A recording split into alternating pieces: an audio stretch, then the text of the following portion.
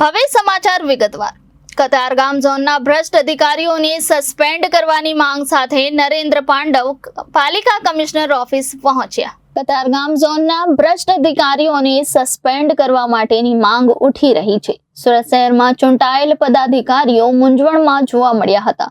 અધિકારીઓ સામે અનેકવાર રજૂઆત કરવા છતાં કોઈ કાર્યવાહી કરવામાં આવી નથી। ત્યારે ભાજપના કોર્પોરેટર નરેન્દ્ર પાંડવે કમિશનર સમક્ષ માંગ કરી હતી। કતારગામ ઝોનના ભ્રષ્ટ અધિકારીઓને સસ્પેન્ડ કરવાની માંગ સાથે નરેન્દ્ર પાંડવ પાલિકા કમિશનર ઓફિસે પહોંચ્યા હતા। પાલિકા કમિશનરને પુરાવા સાથે રજૂઆત કરી હતી। કતારગામ ઝોનમાં ગેરકાયદેસર બાંધકામનો રાફડો હોવાની ફરિયાદ ઉઠી રહી છે।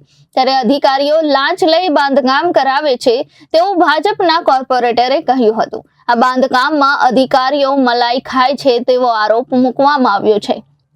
અધિકારીઓ સામે કોઈ કાર્યવાહી નહીં થાય તો હું એસીબીમાં ફરિયાદ કરીશ તેવું કોર્પોરેટરે જણાવ્યું હતું। જી આપનું નામ ડેઝિગ્નેશન? મારું નામ નરેન્દ્ર પાંડવ, વોર્ડ નંબર 7ના કોર્પોરેટર અને લાઇટ એન્ડ ફાયરના વાઇસ ચેરમેન છું હાલમાં। શું ફરિયાદ લઈને આવ્યા, શું આક્ષેપો? મને અરજદાર તરીકે અરજી આવેલી હતી। એમાં મારા કતારગામ ઝોનમાં 50 થી 70 બાંધકામ હતા, ગેરકાયદેસર બાંધકામ, અને એમાં રજૂઆત એવી હતી કે અત્યારે 50 થી 70 ગેરકાયદેસર બાંધકામ થઈ રહ્યા છે। જે બાંધકામ પૂર્ણ થઈ જાય પછી જૂની તારીખમાં આકારણી કરી અને એની ઇમ્પેક્ટ ફી સાથે સેટિંગ કરી અને લાખોનું ઉથલ પાટલ કરી એનું કાયદેસર કરી રહેશે એવું મને જાણવા મળેલ છે।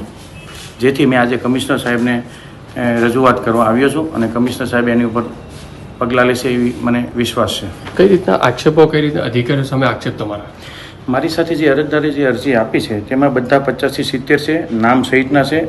જુનિયર ઇજનેર જિગ્નેશ પટેલ છે, શરદ ઝાલાવડિયા છે, આદિત્ય ગાંધી છે, જય નારોડિયા છે, અને કમિશનર સાહેબનો બી લેટર છે એમાં કે જે કોઈ ગેરકાયદેસર બાંધકામ થતું હોય તેના ઉચ્ચ અધિકારી પગલાં લઈ શકે। તો શું કામ ઉચ્ચ અધિકારી પગલાં નથી લેતા?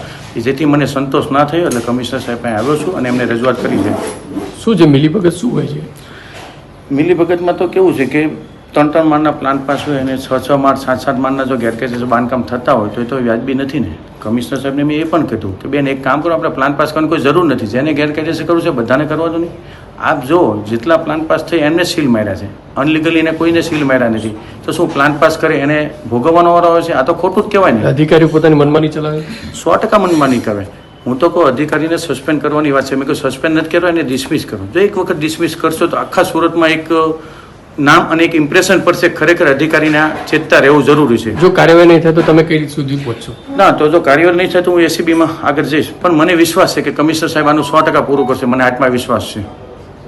રિપોર્ટર અરવિંદ રાઠોડ, જનાદેશ, સુરત।